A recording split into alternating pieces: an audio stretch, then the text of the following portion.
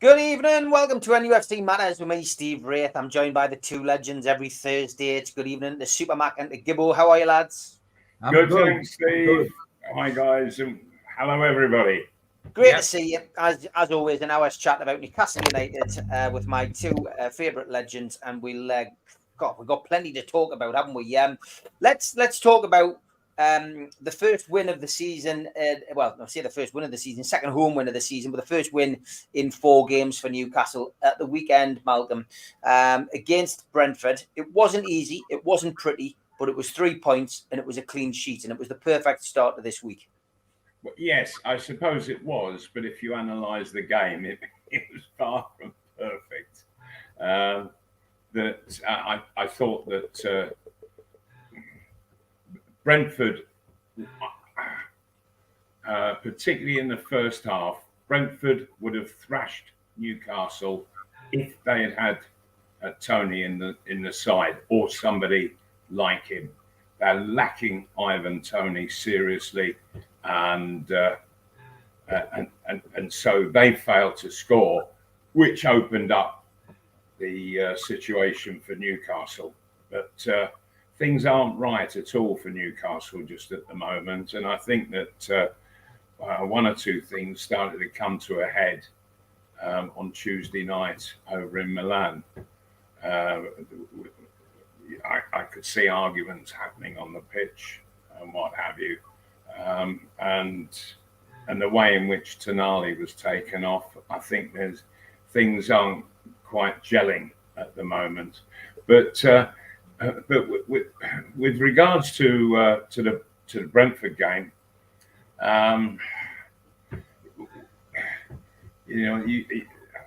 it just concerns me that we're not making that many chances. That fortunately we got a penalty, albeit I thought that the goal that was disallowed was an absolute shocking decision, a real shocking decision, and even on VAR they don't get it right, and so. I think that Newcastle, there's a huge amount of improvement. Something isn't right just at the moment there. Okay, Gibbo, the Brentford game was what we're going to start with, and valuable 3 points, because we were talking before the game last week that Newcastle, it was unthinkable to see them lose that game, but it was like back to basics. I felt with Eddie. There was a good defensive performance, and I agree with Malcolm said. I didn't think there was anything wrong with the goal was disallowed. You could probably say, that maybe Alan Shearer was right and it shouldn't have been awarded that penalty, but it justified it when we had the goal disallowed. I was going to say I heard both those things. One, the penalty that we did get wasn't a penalty. And certainly what Malcolm said is correct. The goal that we weren't allowed to have was perfectly all right. The keeper he just didn't know where he was. No. And also, John, sorry, I should have maybe mentioned it a bit earlier, but the goalkeeper, in making such a boo-boo, if you looked at other instances, whenever the ball was in the air, he was crapping himself. Yeah, I mean, he didn't want to go challenging, and he certainly didn't want to be challenged. I mean, the two decisions maybe were the wrong way around. Alan Shearer was saying the penalty shouldn't have been a penalty, and then I'm saying, and Malcolm's saying, and lots of others have said, the goal that was chalked off should have been a goal. So at the end of the day, it was still going to be Newcastle 1, Brentford 0, and Wilson getting the winner. Yeah, it's just it wouldn't have been a penalty.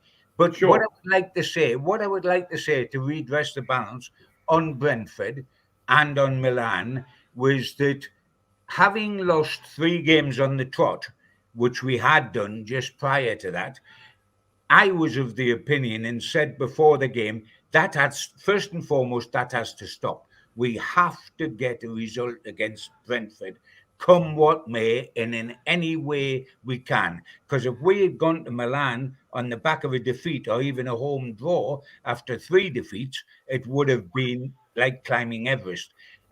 So to win 1-0 in what wasn't a wonderful game, but if you go over a season of 40-odd games, you're going to get 5 or 6 that aren't wonderful games. I mean, the law of averages, unless you're Manchester City, tell you that you're not going to be dominant in every game, but the result is what matters. We probably played better in one of against Liverpool for an hour before the disaster at the end than we did against Brentford, but we lost against Liverpool and we beat Brentford. And for me, I was just grateful to have beaten Brentford and got a very, very good point at AC Milan and kept 2 clean sheets. Yes. What had immediately gone before, which was 3 successive defeats, I'm grateful for small Murphys. Not Murphy, the one that kicked the ball off the line. I was grateful for that as well. But small Murphys. And I was just chuffed to get the result. Yeah, absolutely. I have to agree. I have to strongly disagree with Alan Shearer with regards to the penalty. Again, I think the keeper bottled it, and so he just clattered it into Gordon. Now, if you clatter into somebody in the penalty area and you don't make contact with the ball, it's a penalty. Doesn't matter where it is in the area. It doesn't matter which way somebody is facing. If you clatter into somebody and don't get a touch to the ball, it's a penalty. I mean, let's hope that we turn things around, not the performance, but the results. And that's the first thing. The performance tends to come with results, you know. If you keep getting results, your performance will get better because your confidence will be so much higher, etc., etc. So, and this is a perfect game in some ways, Sheffield United, to make it 3 unbeaten games on the trot and maybe 3 clean sheets at the weekend. But I certainly feel better going to Sheffield United, having beaten Brentford and having drawn with AC Milan, because at least we go in a good frame of mind to play what should be, well, a match against hammer throwers, I would think. Sheffield United, I mean, the long ball will be launched out of the back of the cannon and they'll chase it like heck. But or like heck and bottom. But there we go. It's going to be interesting, but it's going to be so different, isn't it? AC Milan played the Italian way. Sheffield United won't. Sheffield United will play the old English way. Boot the ball as far as you can into oblivion and chase it like hell. They'll play that sort of game, what people used to call the English game donkeys years ago. Yeah. It'll be a very different game to AC Milan in approach. It will. Well, let's look back at Milan, Malcolm. Malcolm, you knew what was coming in Italy. You spent a bit of time out there yourself. It was great to see the Champions League, line up again. Newcastle, of course, standing on the pitch, the Champions League music blaring out, and it was good to see the smile on Jacob Murphy's face. I mean, just all those little quirks, those little things which set the hairs up in the back of your neck. But the San Siro. The crowd after their bad defeat at the weekend could have got on top of Newcastle. The pressure could have got on top of them, especially after a bit of disappointment in recent games. But I thought they went about their job professionally. I thought, the opening 10-15 minutes, I thought they did quite well. I thought Milan, of course, then came on top. But ultimately, I think Newcastle just did what they had to do. I disagree with people who said they parked the bus. I didn't see that myself. I thought there was some pretty good performances. I thought Gordon played well again. I thought Botman played well, and I thought Nick Pope had a decent first half. Not so much. And I tell you who else, Steve, I thought played really well, and that was Sean Longstaff. Yeah, another good game. He was everywhere on the pitch, absolutely everywhere.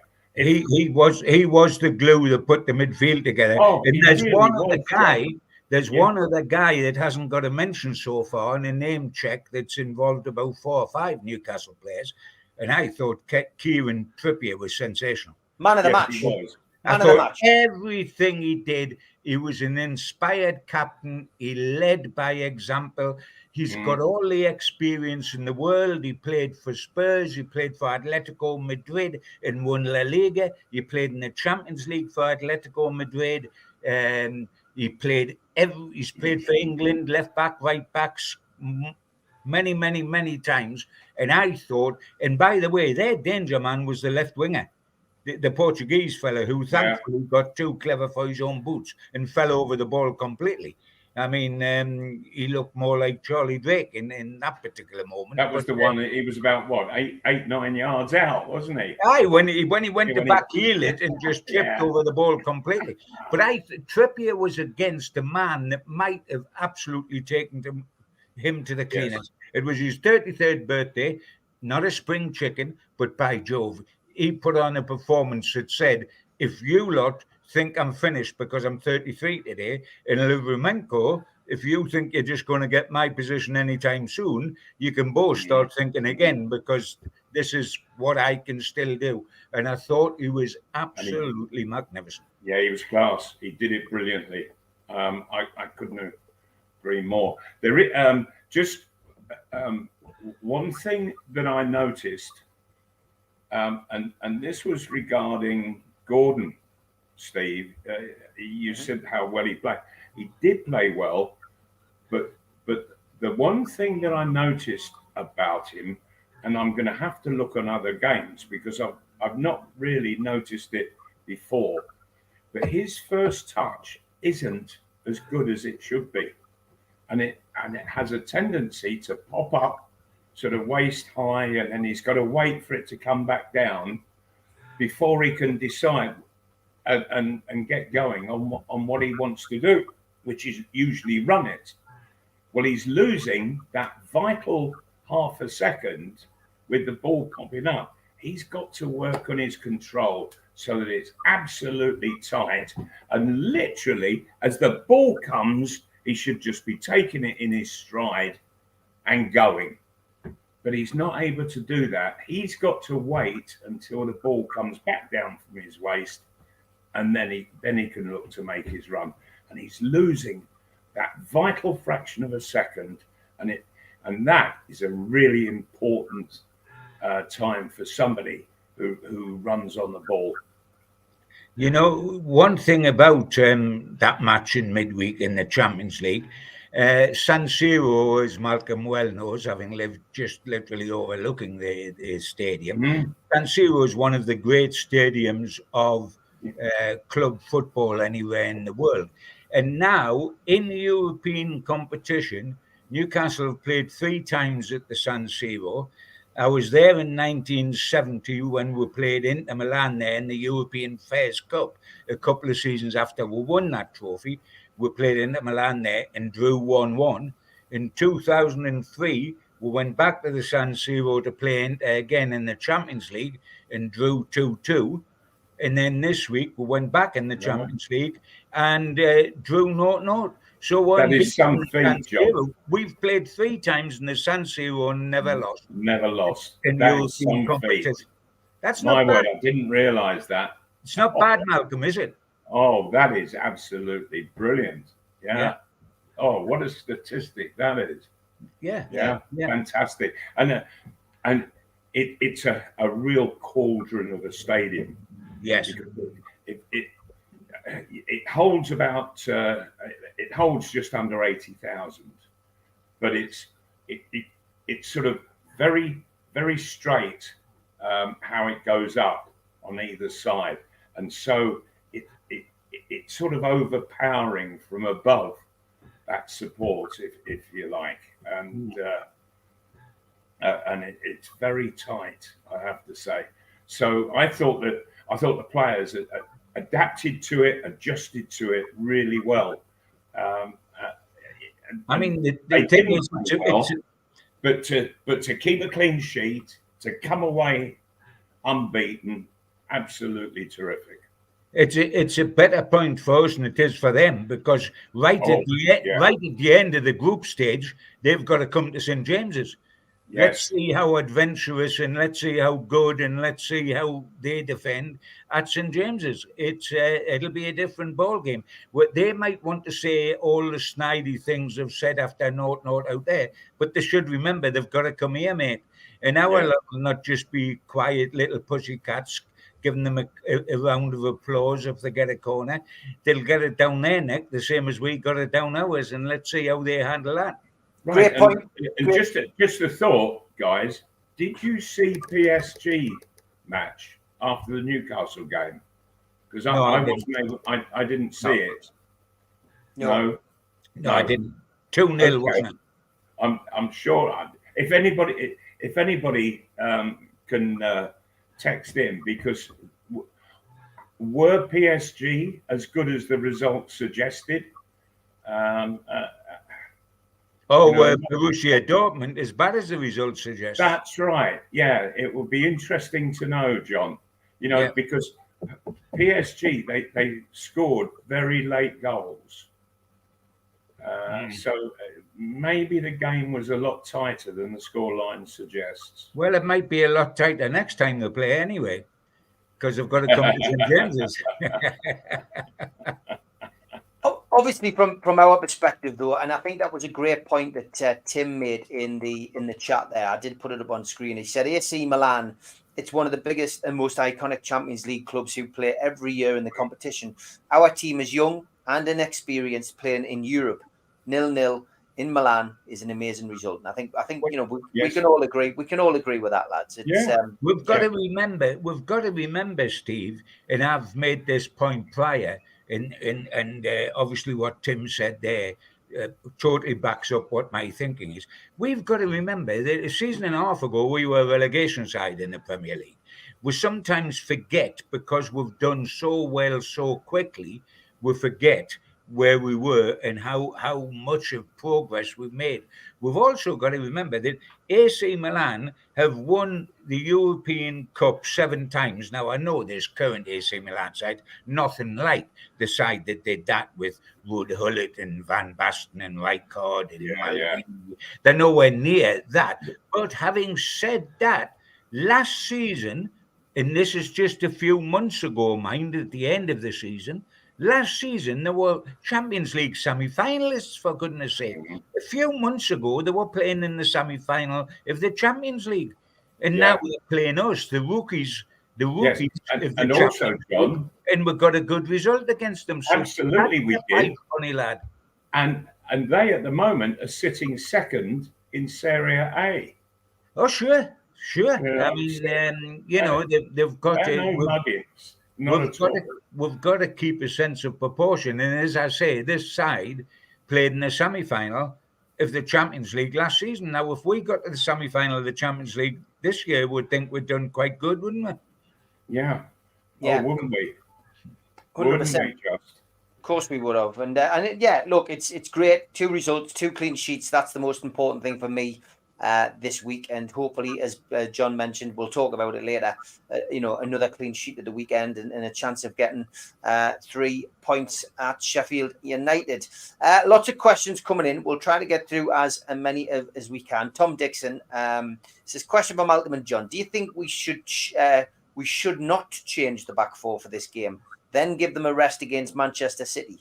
Our back 4 has just kept back-to-back clean sheets. There's no need to mix them up. A lot of people saying that maybe there should be a change at full back, and give Hall the left back slot, give Burn a rest. That seems to be the consensus of opinion on social media. Malcolm, what's your thoughts? Because ultimately we've got games coming left, right, and centre over the next few weeks. I think we'll play 3 games a week up until November now.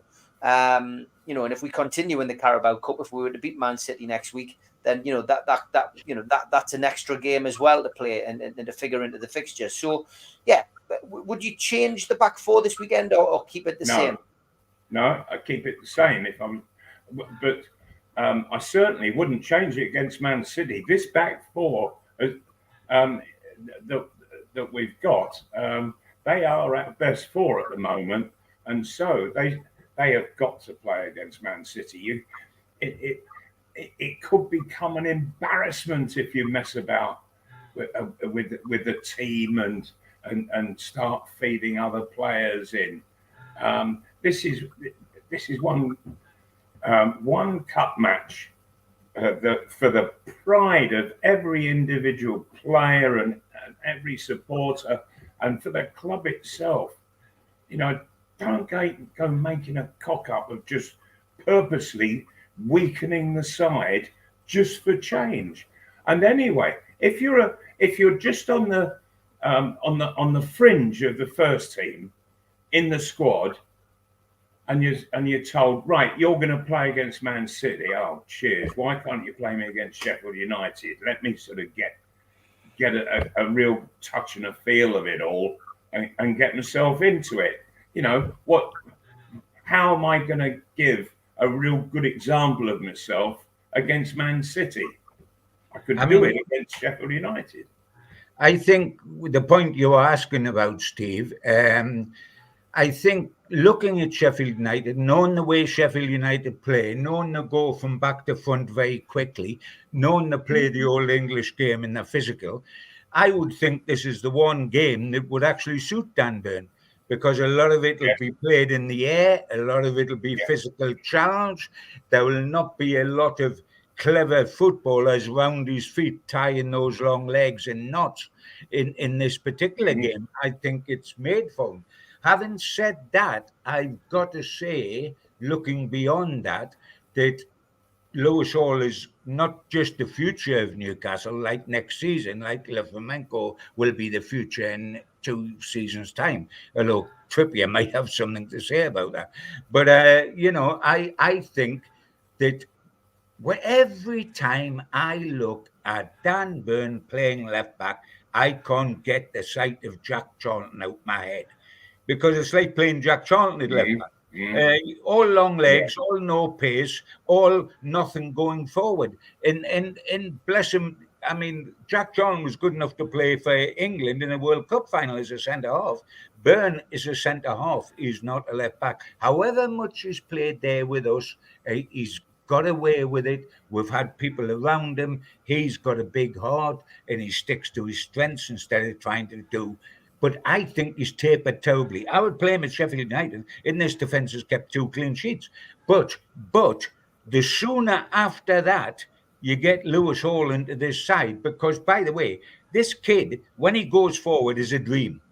When he goes forward is a dream. When Dan Burn goes forward, he's a nightmare, because he's all legs, bless him, and it's all tangling up, and it's where do I go next? And it's not his game. It is Lewis Hall's game. Absolutely right. Let him go.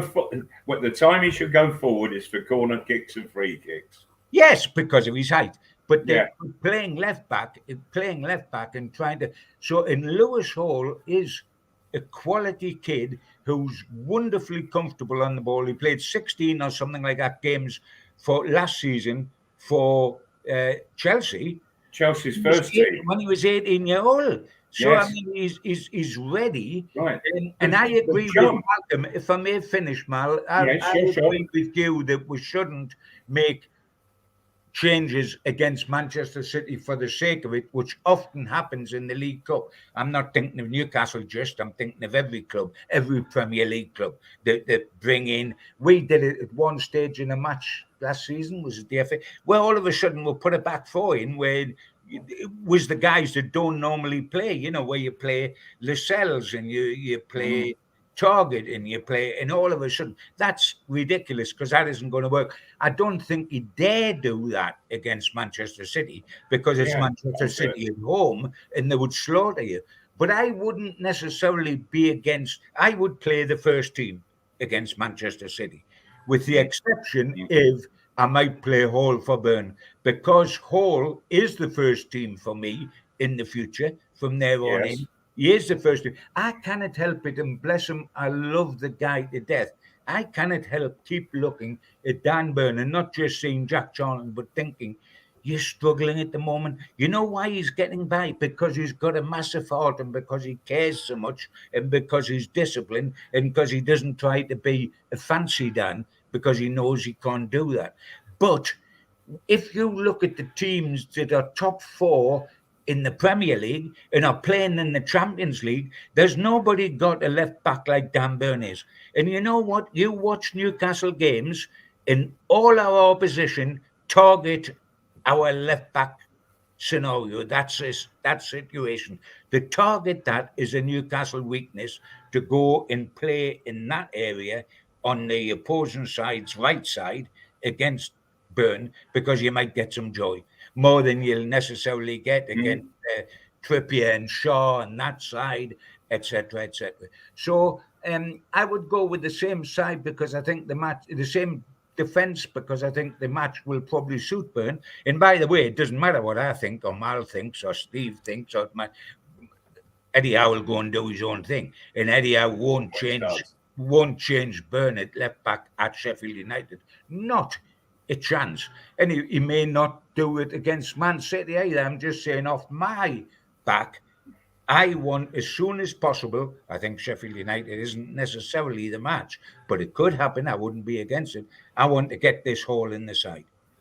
Mm-hmm. Yeah. Yes, but John, there is one thing that concerns me, and that is that he's not been playing any games this season. Well, we're not going to put that right until he does. Well, yes, but he's not been playing sort of any games at all. He's not been playing for the under-21s or anything like that. No.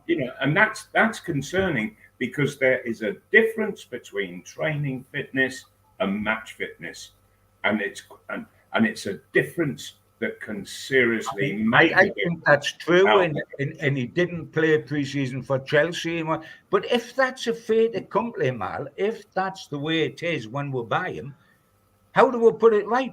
Won't you put it right by playing him and saying, right, son, we'll pull you off? Sure, but there's surely no other way of doing it. Now that this has been allowed, and the further on we go, I mean, he must be up to match sharpness now, and he's also been away with England under 20s, and Southgate pulled him out to train with the first during the international fortnight, because he wants to encourage young players who seem to have an England future, and so Southgate was rubber stamping them there. We've got to bite the bullet with this kid at some time. We bit the bullet with Tonali and didn't wait to put him in. We put him in from day one, and he's found the going tough, and it can happen. But will he be such a disaster? Will it be such a drop in performance if Hall took over from Burn? I'm not certain it would. It would be interesting to see, John. Yeah. I'm not so sure that Sunday would be the game to put him in. Sheffield United just an area. Well, that's what I said. That's why I would go with Burn, because it's a Burn type game on Sunday. Yeah. But once I got that out the way, I would try. But then you chuck him in against Man City. I would play him against Man City. European champions. Yeah. Why not? He's a kid. And people have got to remember that he's only 18, and he was a few months younger last season. And I tell you what, Malcolm, he was younger last season, as you rightly say. Obviously, he was. He played twice against us, and he looked a good player. Yeah, he did. Twice for Chelsea, home and away against us. He did look a good player. And he looked a good player. He played 18 first-team games for Chelsea. That's terrific experience, isn't it? Yes. And I mean, they were fed up to lose him. But they had to. They've defied the logic and the odds and the rules of fair play so much. They had to take money for Hall to sort of slightly redress the balance, to level up the situation. Yeah, open a little corridor. And of course, the lad was keen to go because his whole family's Newcastle United mad, and he was getting a chance not to go to to Luton or to Fulham or to Burnley or somewhere like that in the Premier League, but to a big club like Newcastle who were in the Champions League. So it all fit. But I would leave the back the way it is against Sheffield United, and then I would introduce. It's just my opinion. I would introduce Hall as soon as I could after that. Okay, we're halfway through the show. Time for the ads. A big thanks to all our sponsors, Skips and Bins. You can find them at skipsandbins.com or telephone 0800 25 45 25 3. Email inquiries at skipsandbins.com. Website skipsandbins.com. Easy contract free and pay-as-you-go waste collection. Big thanks to Mr. Vicky's Sauces Handmade in Cumbria. You can order them from their website, mrvickys.co.uk, or by telephoning 01768 210 102. A big thanks also to New Workwear. You can find them at newworkwear.com. They're an agile and dedicated workwear provider. Welcome back as well to United Travel. They are a UK coaches firm and they are based in the Northeast. They've got 2024 tours and you can contact them on 01670 632 460 or mobile 0791 666 4174. Email info@unitedgrouptravel.com and they've got a website which is unitedgrouptravel.com. There's no strangers on their tours, just people you haven't met yet. Big thanks to them for their sponsorship. Big thanks as well to Media Arts, and they supply all the video technology. If you want to become a member and get a cup, a pen, a membership card, and a scarf, then get your smartphone and put it over this QR code. It will take you straight to the membership pack. It's a £25 one-off fee. You can also go to NUFC Matters website and search membership pack to book today. If you want to help the channel, then subscribe to it by hitting the subscribe button. Hit the thumb up under the video to like the video and click share to share to your other social media. We're also available as a podcast on iTunes, Spotify, and other podcast providers. Don't forget, we help the food bank on this channel. If you want to do so virtually, go to nufcfansfoodbank.co.uk and make a donation today. The Alan Shearer raffle is back on. 150 tickets, £1 a ticket. Win a limited edition signed Alan Shearer ball. Enter today at nufcmatters.com. Okay, lots of questions coming in. I didn't forget Stephen Kennedy's question, which he sent to me via Facebook, and he says it's quite a long one. Question for Malcolm and John. In a game where a hard-earned point is priceless, bearing in mind we could have snatched it at the end, why did Eddie Howe leave Isak on for so long? He was treading water for the last 20 minutes. They were overloading down the right at will as he was not tracking back. I believe the correct term is doing a maxi. As much as we could have stolen at the end, we could have easily lost the game in that time, if not for heroic defending and shot-shy Italians. Do you think Eddie Howe was scared of what Isak's reaction would have been if he'd got the hook earlier? Because as we evolve season after season, he is going to have to make such and much harder decisions. Don't get me wrong, I love our manager to bits. He has loads of goodwill in my bank. However, I can't see why he left him on so long when it was obvious to all and sundry that Isak's game had run its course 20 minutes before he got the hook. Interesting this, because making hard decisions is what Eddie Howe's going to have to get used to, lads. And, you know, many would say that, you know, the decision he has to keep making with Wilson and Isak is another one. You know, Barnes and Gordon's a one. Is he going to sort the midfield out? There's lots of decisions to make as a manager, but let's focus on that question from Stephen. You know, the Isak question. What's your thoughts on that? Should he have taken him off early? And do you think he's a little bit nervous sometimes about making those decisions early, or is that just Stephen's nervous? No. But there could have been other reasons why it was necessary to leave him on regarding other players. But no. But if there is one weakness that I've detected in Eddie Howe, it is that he doesn't seem to be aware of a tactical change required for the last 10 or 15 minutes, particularly away from home. If you're 1-0 up, be it at home, be it away from home, if you're 1-0 up and you get to sort of like 15 minutes from the end, you've got to start closing the game down. And Newcastle don't seem to do that. You know, I remember against Liverpool, It was all it was all flying forward. We were getting more players into the Liverpool penalty area than were outside, and I thought, we're going to get caught here. We're going to get caught, for heaven's sake. Just get them to sit back a little and kill the game off. Get the midfield in front of the back four and make sure Liverpool don't get breakaways. And not only did they get one, they got two, and they were exactly the same. They came from exactly the same place, which was the ball into the Liverpool area, not to just outside, and all of a sudden, away Liverpool went off the edge of their box, and they finished up going all the way through, and the goals were scored from almost identical positions by the same guy. And I just thought, this is balmy. The game should have been killed off, and we don't seem to be doing that.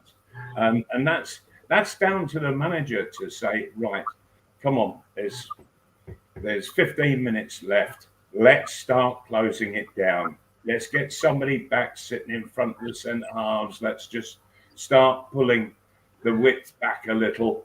And okay, you leave one or two up front, but you don't have 5 and 6 all charging into the penalty area. Can I say on Isak, the guy's question on Isak? I'm glad he brought it up, because I have a little bit of a concern. I haven't said all the things that I've said that are optimistic, like 2 games with 2 positive results and clean sheets, etc., etc., etc. Ironically, I think one of the problems that I felt Isak didn't look himself and hasn't looked himself in the last couple of games. Looked quite languid. Looked the fire in the belly wasn't stoked as high as it has been in the past. And I felt for a while. The funny thing is that we've talked about several decisions that Eddie's got to make. I think 2 of the major ones are with Newcastle United's costliest signings. The 2 costliest signings are Alexander Isak and Sandro Tonali. And I think there's 2 major decisions to be made involving both those players. Because Isak is absolute quality. He is Champions League quality. But in the last 2 games, Brentford as well, and when he came on, I know he didn't start because of Wilson in the games before that, he hasn't looked the player that he did look at the end of last season and that he looked in Aston Villa game. Perhaps we're not playing to his strengths at the moment. He runs, he gets in behind, but he spent most of his time coming short in Milan, coming short to try to pick up the ball, and it wasn't working. He's got to be able to get Isak firing again, and he's got to solve the thing we've all talked about, which is the Tonali conundrum in midfield. What is exactly his best position? Because that also boomerangs onto Bruno and affects Bruno. So that balance in midfield, I thought Tonali looked like as if he had all the cares of the world on his shoulder at AC Milan. It didn't inspire him going back to that club. It seemed to leave him with a weight on his shoulders. He seemed really like finding the whole thing very, very difficult. In the game passed him by. There's absolutely no question. He got hooked early, and I felt from there, because was it too early? 72 minutes. It looked a slight bit like humiliation. Sure. In front of his own crowd. But having said, with 5 minutes to go, it would have been different. But the game passed him by, and the game passed Isak by. And there are 2 problems that's got to be solved. I mean, I would think that regardless of what he doesn't do with Isak, that Callum Wilson, who can't play 3 games in a week, and therefore we knew he wouldn't start at AC Milan because he played 98 minutes against Brentford, and he rarely does that. He played the full 90 in the 8 minutes added on, and when's the last time he's done that? So we knew he wasn't going to play in midweek. He got on his sub late doors, but he wasn't going to start. And I think there's a case for starting him in an old-fashioned English league match, which is what Sheffield United will produce, and it might produce a sharpness up there on Sunday. But I think that Eddie, the 2 most costly players in the history of Newcastle United is Isak and Tonali, and they cost a lot of money for a reason. They've got class, they've got ability, but getting the best out of them in Tonali's situation, it's what position you play him in. With Isak, it's what service you give him. But both those things have to be addressed before Sunday.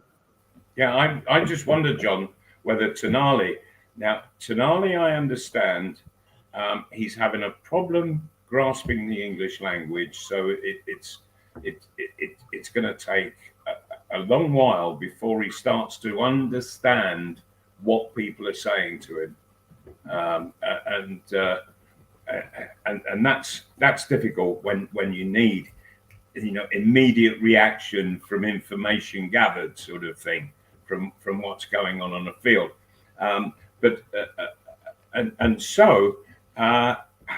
and because it's taking time with the language. I just wonder whether he returned to Milan and was homesick because he's not settling easily like Bruno did, and others. He's not settling into life in England and the English language as well as others have done. I think, and I'm worried about it, I think that he found it all too much emotionally at Milan because his heart's in that club. He was a supporter as a kid. He wanted to go there when he was with Brescia. He didn't want to leave. Now, there's a big difference before fans jump on that statement. It wasn't a matter if he didn't want to come to Newcastle. It was a matter if he didn't initially want to leave AC Milan. It was explained to him that you're going to have to go because we need the money. We need the money. We've got to sell our best player to rebalance the books, etc. And then he was more than happy to come to St. James's Park. But I think he emotionally went back there and he found it tough because that's where he's comfortable. The funny thing is, and everybody's different. He has got a language problem that he is finding difficult, and he is taking lessons to try to learn English. He would have learned it a lot quicker if Gaza was still here, because he would have taught him English straight away. There would have been no problem if Gaza had been still here. But he's not, so there's a problem. But the interesting thing, and we're all different, and some people have a natural penchant for languages and some people don't. But Bruno couldn't speak English, and he spoke English so quick. He learned English off the move. And it might have been street English that he learned, if you know what I mean, as opposed to the grammar of the English language. But he learned it very, very quickly. Tonali hasn't been able to do that. Also, Bruno's a bit of an extrovert. Tonali's very much an introvert as a man, not as a player, as a person. And so, he's quiet in the dressing room, he's this, that. So I think it is tougher for people like that. And it is tough for him. But we need him to get up to speed on that. And we need to tactically, because individually, Tonali and Bruno are exceptional footballers. At the moment, they don't play together, and it's up to Eddie, who was very keen to bring Tonali in and was equally very keen to unleash Bruno through a new signing, to find out how the best way of doing that is. And it's difficult at the moment because he couldn't work on the midfield through the international fortnight because they were all away. Joe Linton, Bruno and Tonali were all away, so he couldn't work on them in training. And now they're back home after AC Milan. They've got Sheffield United, Man City, Burnley, PSG. there's not a lot of time on the training ground, but we've really got to get that balance right. It is absolutely crucial that we get the midfield balance right. And while we're trying to do it, the man that's putting a sticking plaster on the sore is Sean Longstaff. And thank goodness for him, because he is able to hold it together to a certain extent, while the intricacies of the best use of Tonali and of Bruno is worked out. Interesting stuff. Yeah, I do agree, John, on that. We have got a few questions. I mean, you've covered the midfield stuff, and lots of people asking about Bruno, Tonali, etc. So I think we'll move on from those. So apologies to those who put those questions in. We've only got about 15 minutes left, and I do want to look at Sheffield United. So let's just a couple of answers to these ones. Andy H says, could you ask Supermac how he got on with Alan Gowland? I did not like how Lee used to play one off another in the papers, normally at Supermac's expense, says Andy. Yeah, that's what Gordon Lee did. I got on fine with Alan. I saw him not that long ago, and have no problems with him. He is a lovely, lovely lad. Mm-hmm. It was Gordon Lee who was naughty, really naughty. And yes, he did sort of play us off, but we weren't going to have that. And just a little tale of something that happened, that before the season started, Gordon Lee, he walked into the dressing room and he came and he stood right in front of me and he said, I've just signed the man who is going to score more goals than you. I said, no, you haven't, because he doesn't exist. And Gordon Lee got a bit huffy, and he had signed Alan Gowling. But what he did at the start of the season was he played Alan Gowling in the centre forward position, and he told me that he wanted me to play in a dropped off position, and so he sort of moved me sort of steadily into midfield, and which I thought was totally bizarre, utterly bizarre. And in the end, we scored a lot of goals between us, Alan Gowling and I, that season. And I suppose it was sort of competitive, although it was the competitiveness was sort of forced on us by the manager. And we used to think that the only centre forward that moved to midfield was Joe Linton. And it wasn't. It was Malcolm McDonald. The tactical genius wasn't Eddie Howe moving Joe Linton into midfield. It was Gordon Lee moving England centre forward into midfield. But it was bizarre, the things that Gordon Lee did. Really bizarre. I was going to say, Malcolm, we've only got quarter of an hour, not 14 years. One thing he did, John. One thing he did, which it's really no good in a dressing room. But he split the dressing room, and we were all very, very friendly with each other. But Gordon Lee was purposely creating division. And I've never known a manager ever do that before in my life. All managers want togetherness in the dressing room, and he was working on division. I was going to say, if there's a saying that you win out in football with kids, a more obvious saying is that you win out in football with a split dressing room. And absolutely. You can ask Dan Hogg at the moment, or various other. John, when I first joined Fulham, when I was 18, that was a split dressing room. Yeah, and it was living in hell. It really was, and it was all the senior pros split from everybody else. Oh dear me, Bobby Robson was his first manager's job, and what a task he had. Okay, another question from Andy Martin says, Malcolm, who would you say was the better footballer, Stan Bowles or Rodney Marsh? Or did you not rate either player? I never make comparisons, because Stan Bowles he had incredible skills. Rodney Marsh was incredibly skilled himself, but quite different to Stan Bowles, quite different indeed. So really, you can't make the comparison, and you have to just take them for what they are.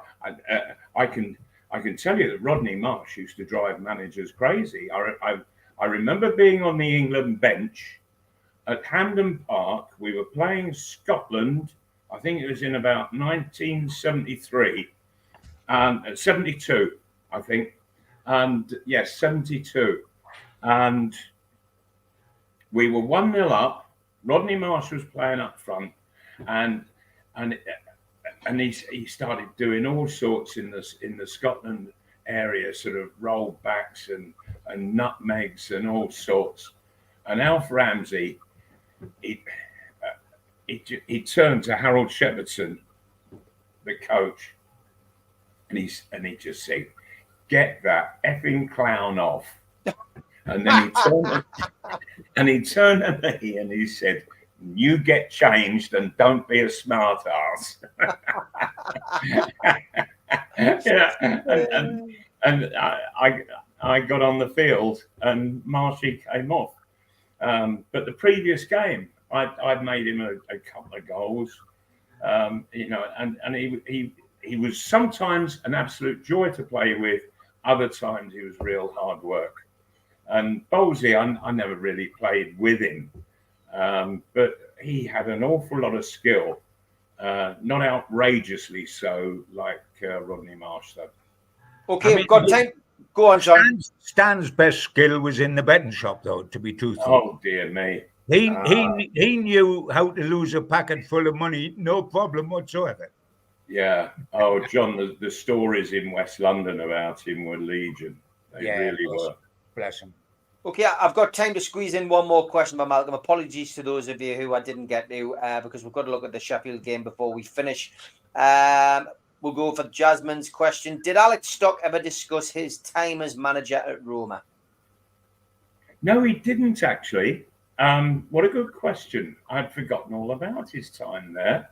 I'm not sure how he would have been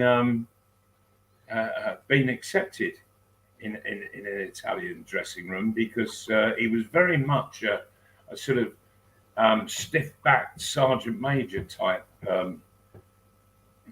manager at times. No, he never did. But of course, he'd been a tank commander in the Second World War.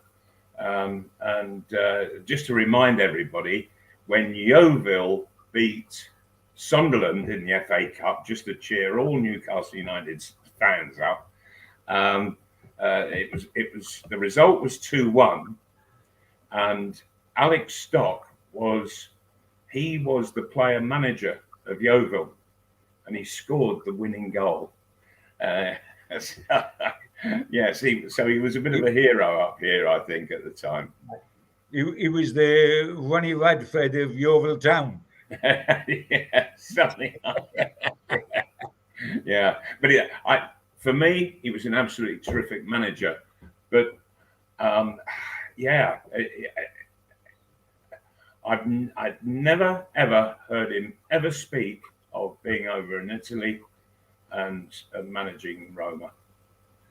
Okay, we are at that point of the programme where we look ahead to the game at the weekend. Newcastle United travel to Sheffield United in a return to Premier League action on Sunday.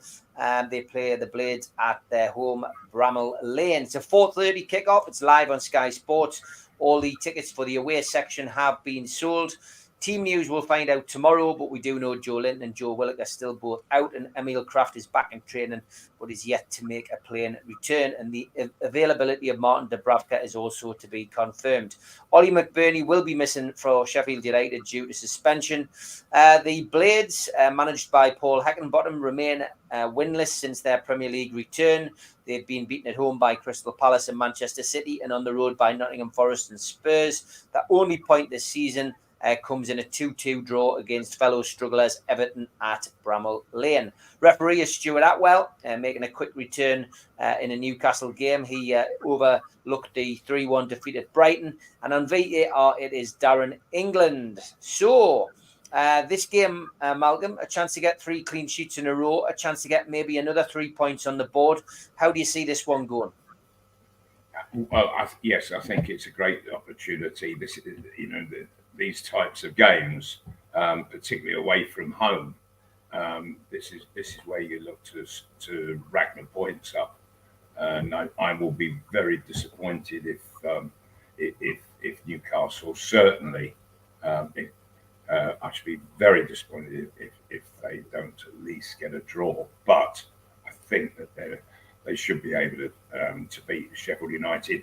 And the way Sheffield United play, dear me, it's like going back to the days of Wimbledon, getting promoted into the top division. And Watford, they were a bit like it as well.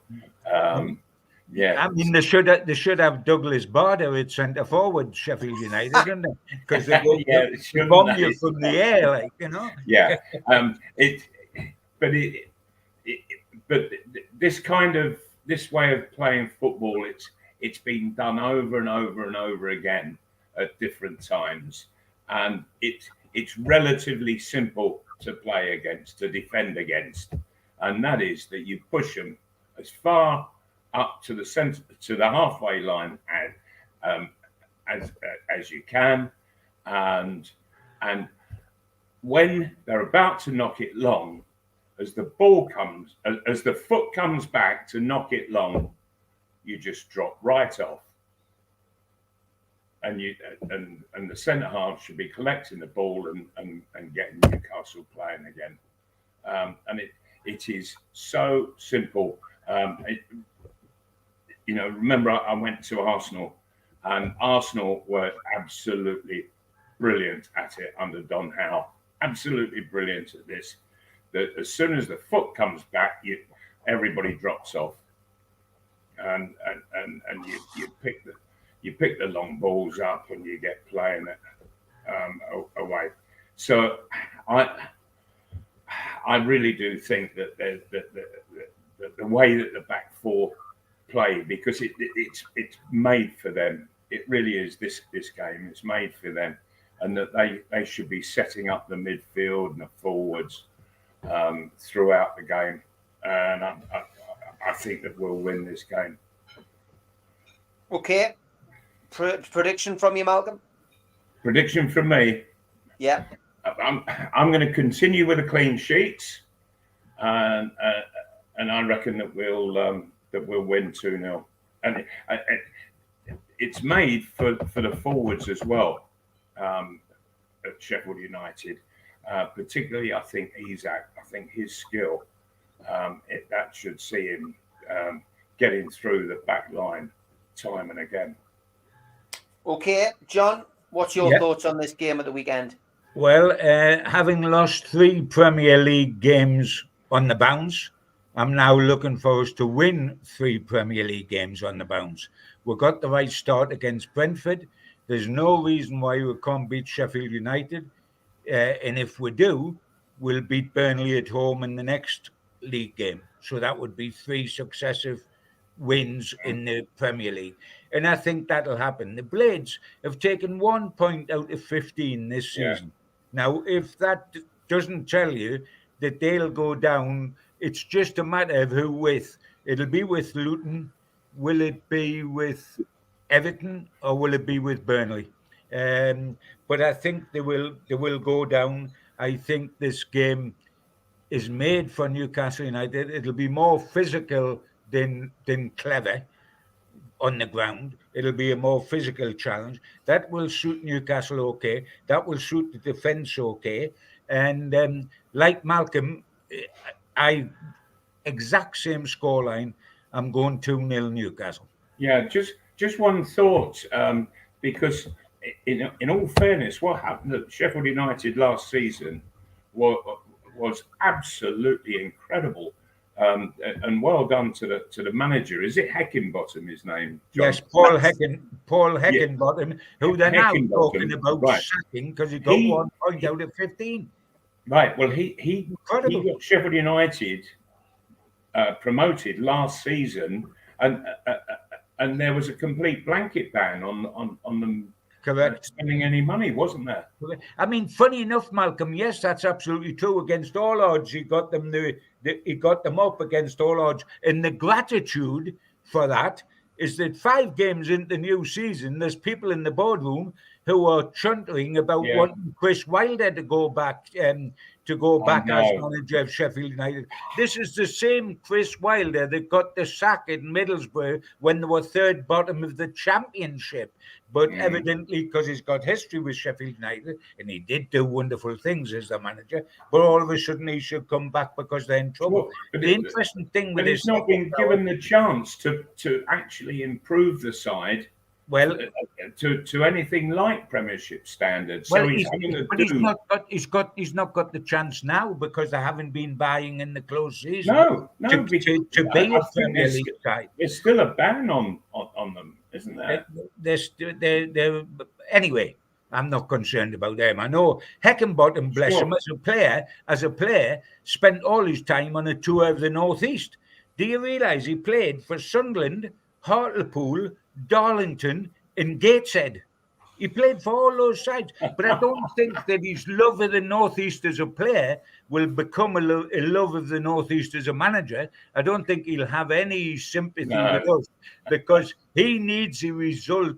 And by the way, people say, "Oh, you need a result." A 6-0 defeat's a result. He needs to pick up points on Sunday, big time. And you know what? He's not going to. No, he won't.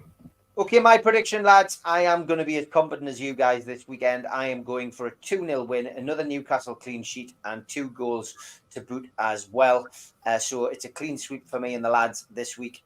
Delighted to say that the talk in at Louis Liquor's store went well with the lads. We will update you on the social media front and on the podcast as to when they will next be appearing there. But as always, great show. Thanks everybody for tuning in. Thanks to Malcolm. Thanks to John. And we will see you all next week. Take care, guys. Bye-bye. Bye. We still do 7 NUFC Matters show a week for free. But if you want to help support NUFC Matters, then there are a few ways of doing it. Hit the like button on each live broadcast and video. This helps the channel grow. Hit the subscribe button and select the all notifications bell so you don't miss a single show. If you want to help us financially, then you can join the channel using this button with the membership starting at $1.99 a month. Or you can drop us a donation in the chat using a super sticker. We're also looking for sponsors. If you'd like your brand advertised on the flyers for the show and featured during the ad break, then email John at nufcmatters.com to arrange today.